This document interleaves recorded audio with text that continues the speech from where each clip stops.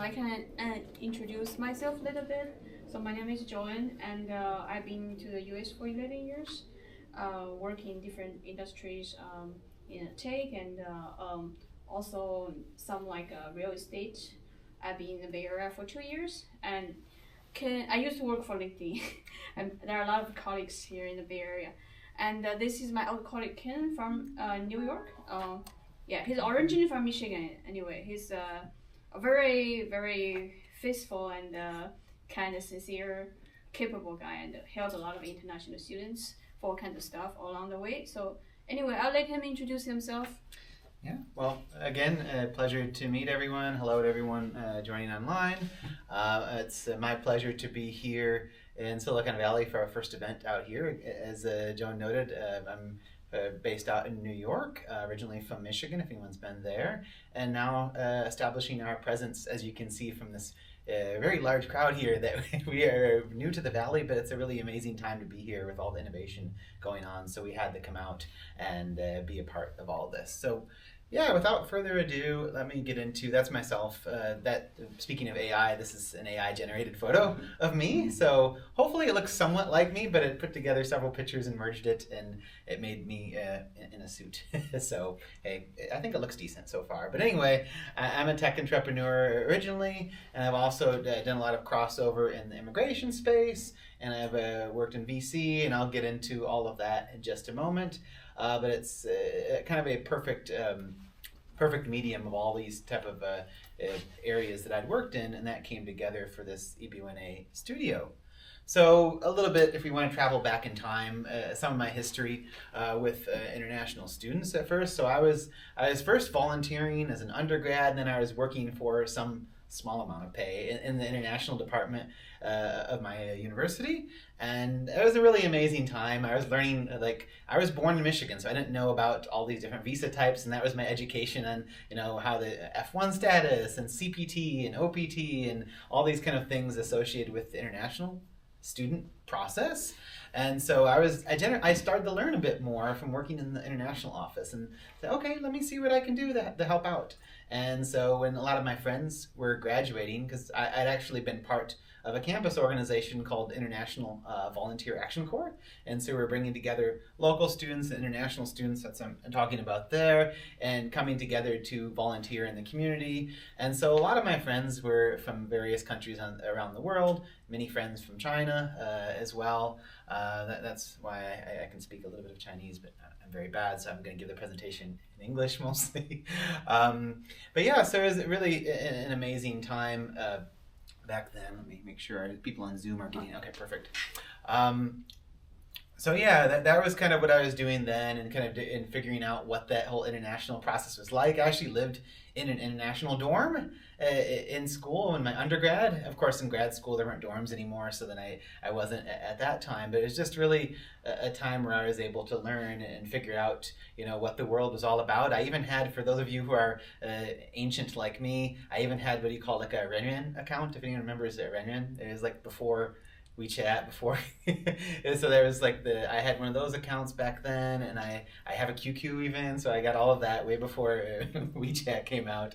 And so yeah, anyway, I don't want to talk too much about my past. Let's go forward into the future a little bit. So after graduation, I became an entrepreneur for a while. Many people obviously out here in the Bay have taken that path. And then I also worked at, you could say, roughly 3 VC and accelerator type firms. I worked first at, I was at Startup Capital for a little while, about 2 years, and then I was doing some work with Litha Ventures, and then most recently, as you can see from this wonderful photo here, with Antler. And Antler is a global VC firm and accelerator. They have offices around the world. They're founded in Singapore. They have offices in China and North America, about 4 offices here and around the world. And that was really an amazing experience that kind of showed me this intriguing pathway that we're on at this time. And in fact, for those of you who are in the Bay Area, Antler's opening a new office in the Bay. They were just New York and Austin and Boulder. So there's a pitch for Antler for aspiring entrepreneurs.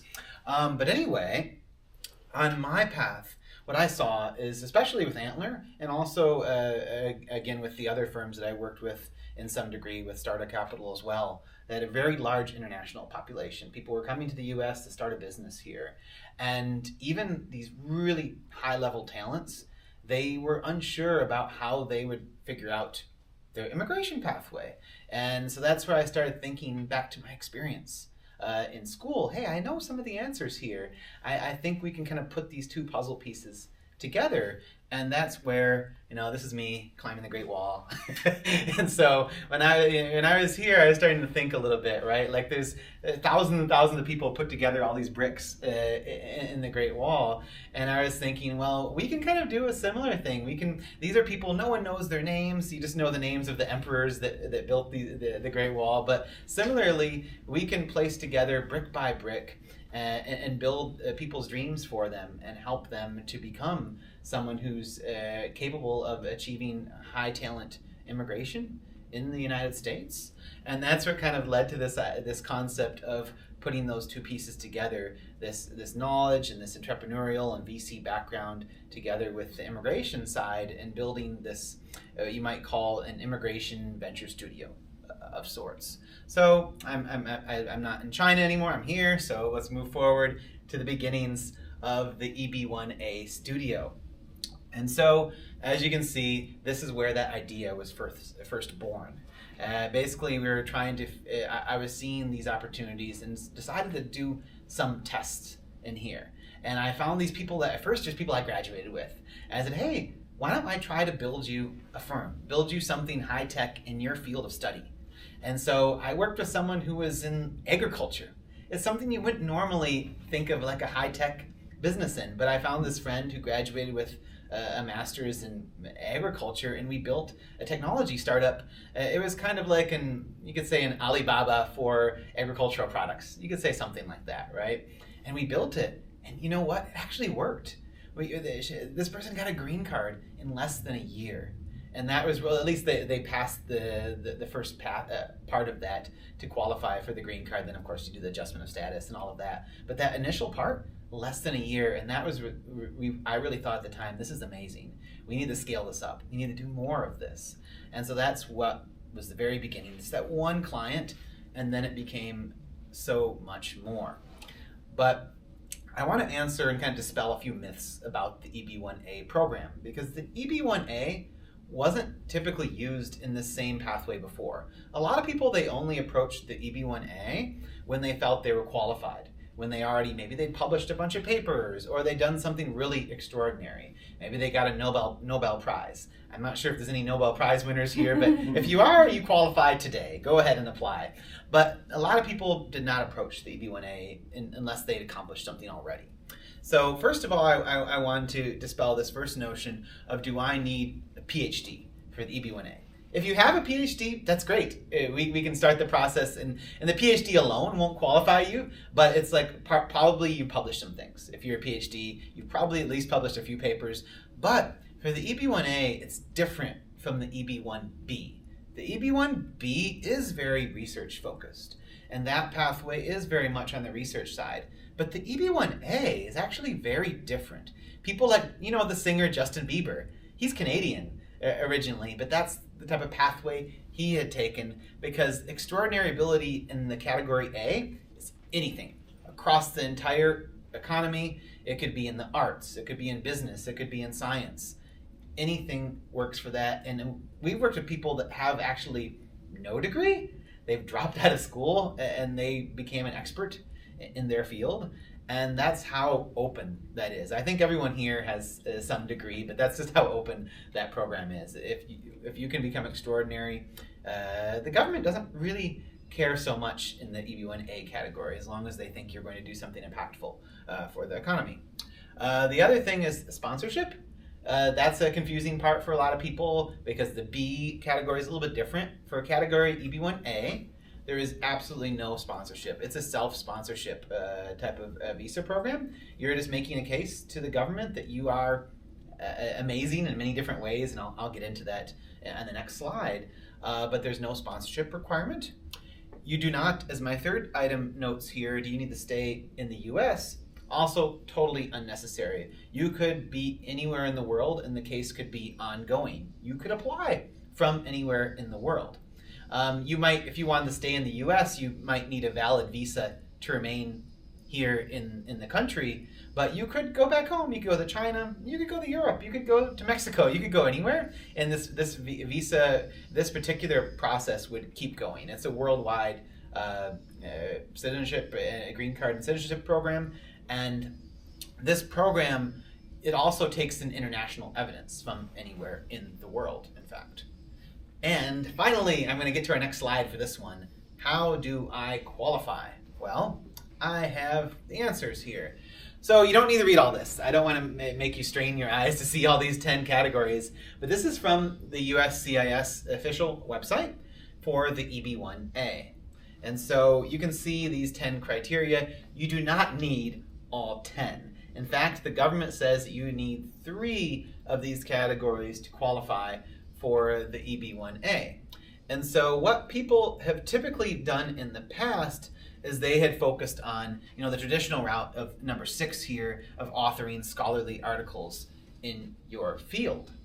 And so actually with our path in building up people and qualifying them through high-tech business ventures, we don't push towards 6. Of course, we'll use your papers. Some of you have probably published things. That can be one criteria, so you already have one taken care of. But we take a route that focuses more on number 5. Number 5, as you can see, is evidence of your original scientific, scholarly, artistic, athletic, or business-related contributions of major significance to the field. You can see that's very broad, right? It's major significance to your field. And that's really where our studio comes in, and we build some high-tech product that will transform your field and will make an impact, will get media coverage. And so that 5 is our core, and it bridges to the other items. For example, item 3, evidence of published material about you. So we take that innovation, we qualify for 5, and we get it published in major media in your field. And then we are gonna get you in conferences, get you on panels, and make you someone who is, you could say, a thought leader in your field or your area.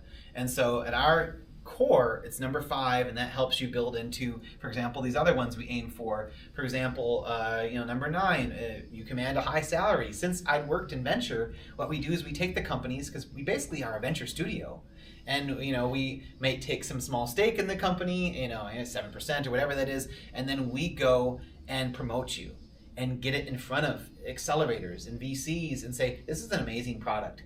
You should invest in this.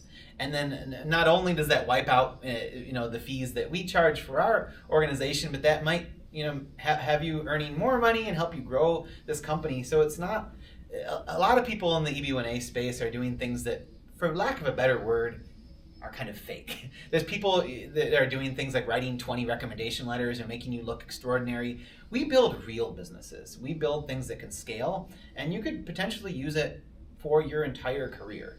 And so that's why we feel this is really important to get you early stage investors and help boost you up to the level that we know we can get you to. And so to dig into a little bit more detail about how that works, as you can see here, all we start with is a simple resume/CV. We take a look and see, okay, what have you done before? How can we really leverage your past experience to build something amazing? So we take our look, we analyze it throughout our team, and then after that, we hold a brainstorming session with you or people that you want to work with. You could collaborate with other people, you could bring in a co-founder to this new idea, and we really want to make it yours. And so we collaborate, we build, and we kind of examine what different pathways we could take, and we want you to be proud of what you're building. And so once we do that, there's a couple choices that you could take. Some of you are very technical, then you can build, you could co-engineer with us if you want to, but then you don't need to do that. From after the brainstorming session, we can take on everything ourselves. As you saw from my picture back on the Great Wall, like people were anonymous people building brick by brick.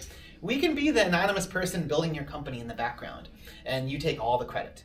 And so if we can, from then on, we can take care of everything. But we'd love, if you want to be involved in the growth of your product, we'd love to have you involved. But it's essentially your choice.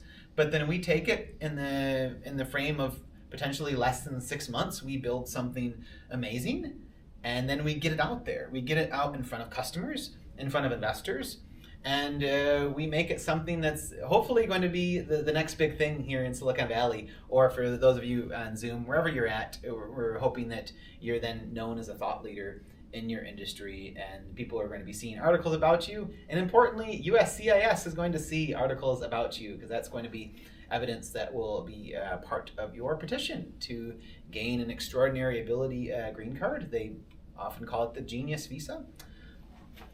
And so you see our favorite gentleman here, Mr. Trump. So he is, that's his shadow looming over the EB-5 program. We're not dealing in EB-5, but that is still related to what we're doing, because some of you have heard, maybe all of you, that the EB-5 used to be roughly around $1 million, and he's raising it. He's making the so-called gold card. He loves everything gold, so he's making it the gold card and raising the price 5 times to $5 million. And so what that does is it makes this a moment in time where the EB-1A studio that we're running, the special venture studio, makes the most sense. Not only is it much more affordable, but it's much more efficient.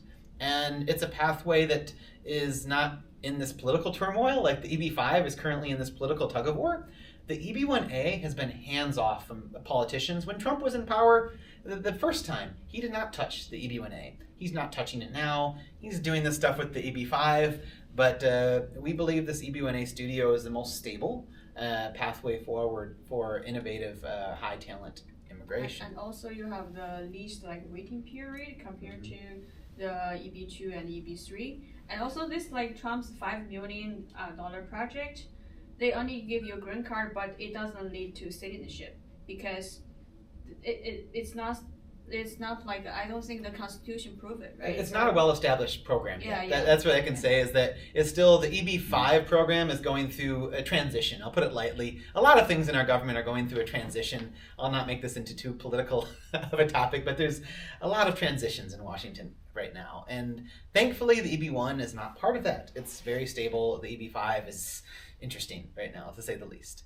So to move on past that, the current developments in that space, I'd also like to provide you with some project examples so you can kind of see some of the items that we have been working on in the past. So we have, and we've changed the names here just for privacy reasons, of course, so if you look them up on LinkedIn, you're not going to find this particular person. But here we have Emily.